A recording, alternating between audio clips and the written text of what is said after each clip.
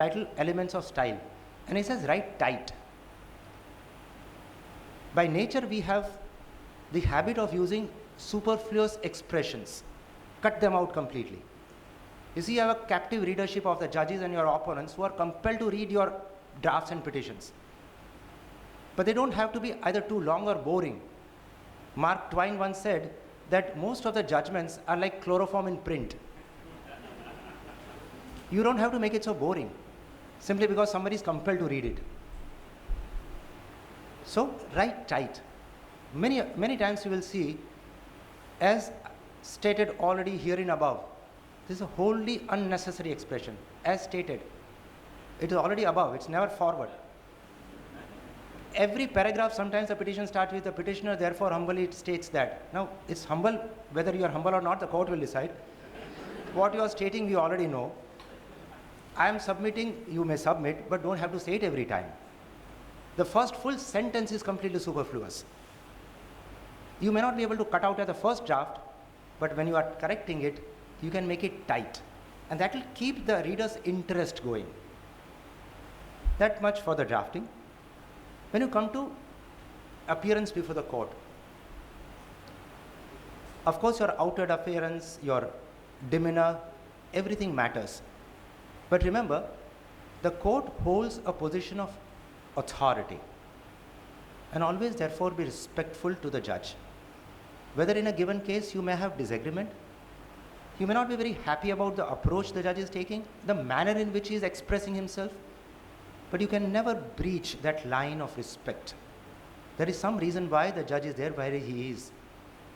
20 or 30 years of experience, and after all he is representing a chair, not a person.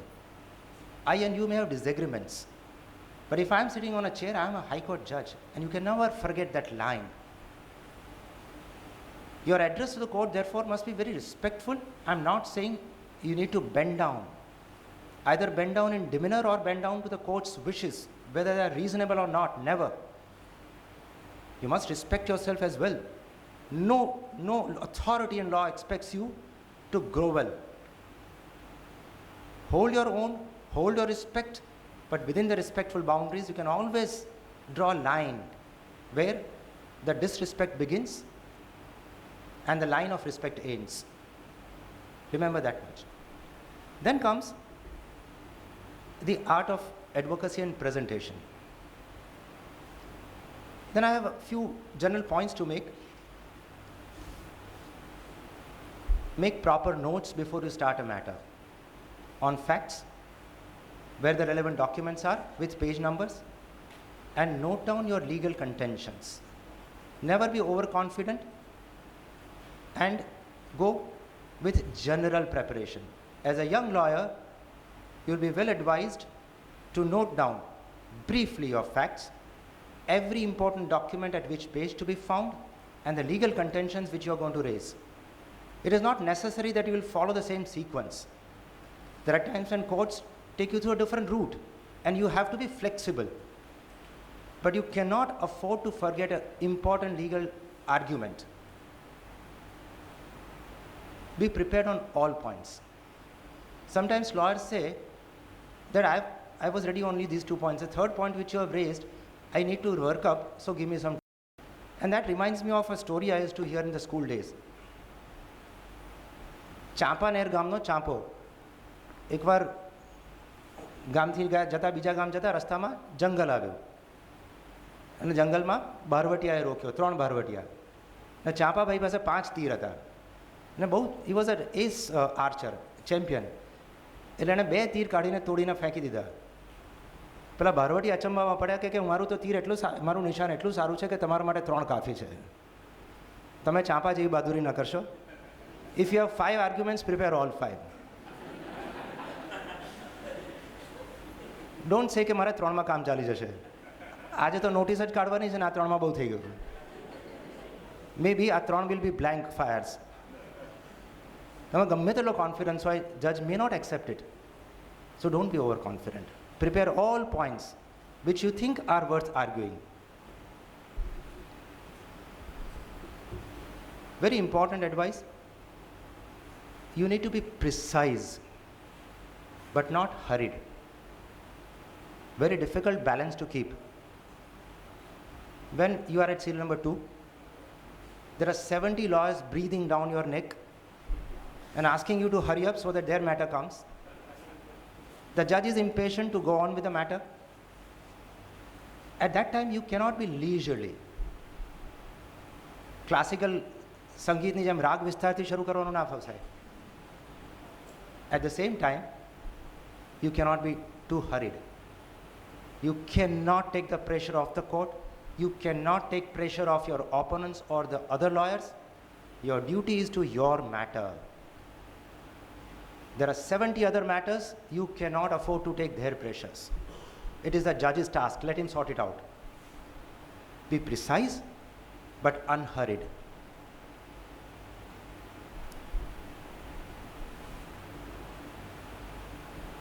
When you are arguing a matter, there will be different kinds of judges.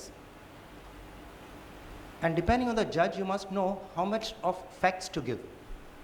Some judges are so thorough, they've read everything. You don't have to start from the birth of the matter till what actually happened till now. There are some judges who may not have read so much. Don't be in a hurry to go to the last point. As soon as you open a matter, try to judge how much the judge has read.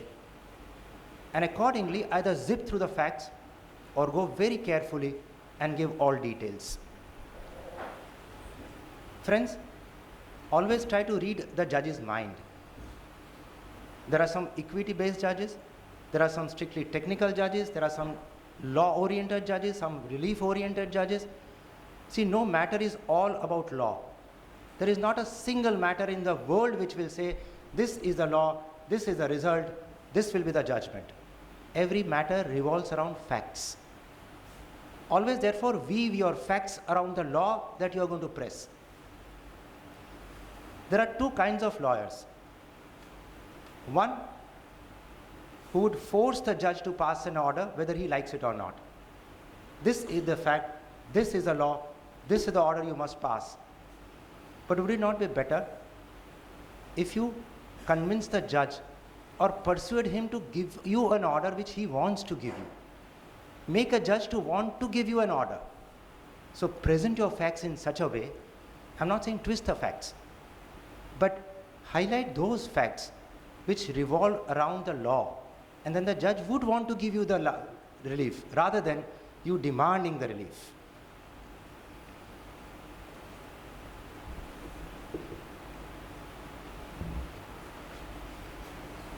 As I said earlier, while arguing, always supply correct facts. Don't miss out a single fact which is adverse to you.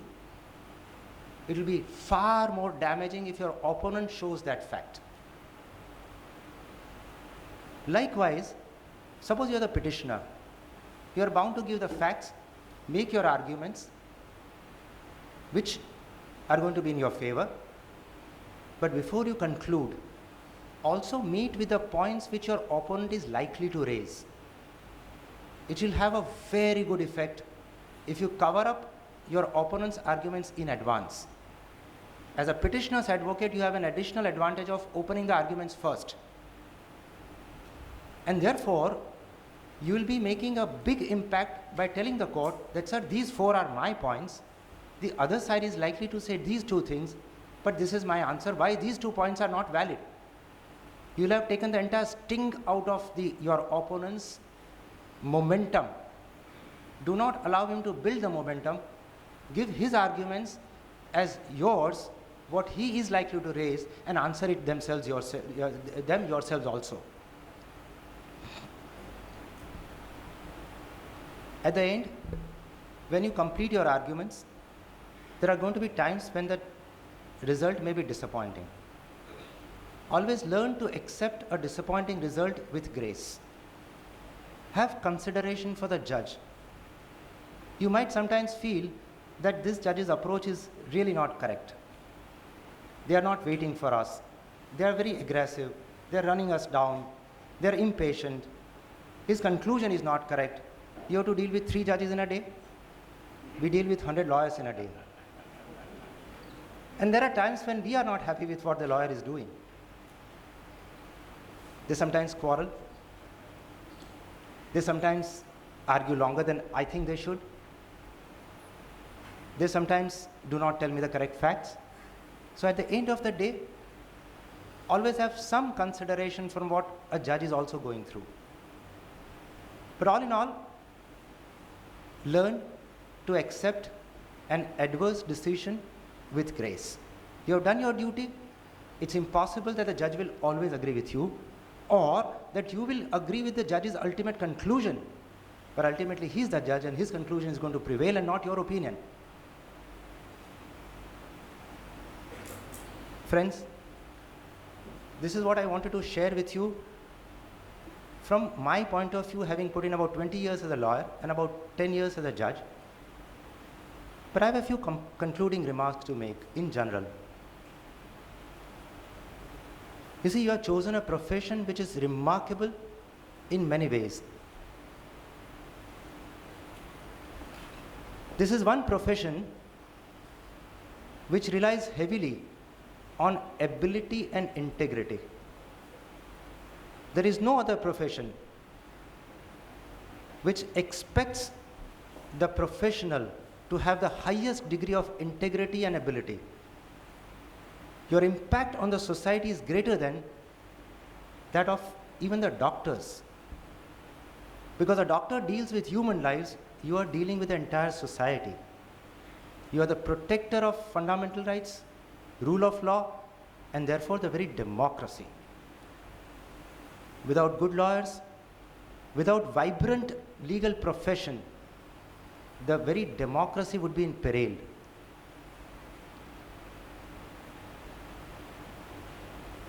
It is a much maligned profession. But you also must remember that Abraham Lincoln was a lawyer, Mahatma Gandhi was a lawyer, Sardar Vallabhbhai Patel was a lawyer. And the history may debate how good or not good the lawyers they were, but they were damn good leaders. This is one profession, therefore, has given so much to the society, and you are part of this very noble profession. A special word for young lady lawyers. Our society is going through transition, where women's status is changing its contours with greater freedom, but greater responsibilities. A woman today is expected to play a dual role. She is expected to go out and still look after the house itself.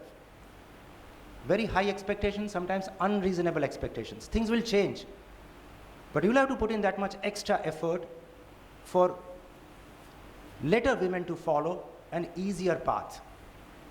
Let me tell you a small story. Many of you may not have heard of Catherine Switzer.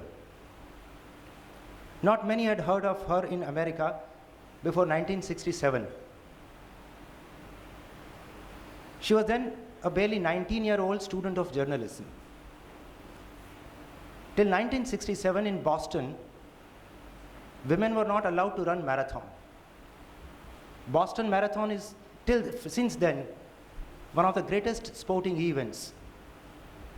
Because of, say, history and tradition, Boston Marathon is the top marathon in the world. In 1967, young Catherine Switzer decided to change this, and she participated in marathon event. First, she had to run with her coach for 31 miles to convince him that she can run a marathon. When she participated, she was booed, jeered, physically thrown out of the event because of all male-dominated place. She put up all with that. In Boston course, there is a hill somewhere middle in the heart, and it's very difficult to climb up. They call it a heartbreak hill. Many people get tired. Catherine Switzer was very tired. But she told herself that if I stop now, no woman will be allowed to run again. 4 hours and 20 minutes later, she made history. She became the first woman to complete Boston Marathon. And overnight she became a cult figure, a household name. I see some of you with a trace of Catherine Switzer, and you have to carry on that tradition. for women to come after you to make the path that much easier. Friends, the Constitution of India was framed with lofty ideas of equality and equal opportunity. But Constitution of India also tells us that there is equality only amongst equals. There is no abstract principle of equality amongst all. Article 14, you are aware, talks of equality before law and equal protection of all laws. Article 16.1 says that there will be equality of opportunity in public employment to all citizens. Article 16.4 says that nothing stated in sub-article 1 will prevent the state from making laws for reservation in favor of any of the backward classes which the state thinks are not sufficiently represented. Until Justice Matthew explained this, everybody thought that Article 16.1 is a rule, 16.4 is an exception. Justice Matthew said no, Article 16.1 itself contains sufficient flexibility to make reservations. There can be equality only among the equal classes, not among unequal classes. And therefore, when Article 16.4 says that the state can make reservation, it is only an emphatic way of saying what Article 16.1 already contains. And this is a paradigm shift in looking at the Constitution. Why I say this to you is because as people who have greater intelligence than average, people who have had greater opportunities than average Indian, it is your responsibility to contribute to the society in the shape of nation building. And remember, a nation is not built by building dams and bridges and roads and buildings. A nation is built around the character of its people. And the future of nation is built around the character of its youth. And you have that additional responsibility to weigh. My last word, friends, is recently a friend gave me a book on ultra running which is beyond marathon. They put in huge amount of efforts, great exercise and all that. And eventually, when they run those distances,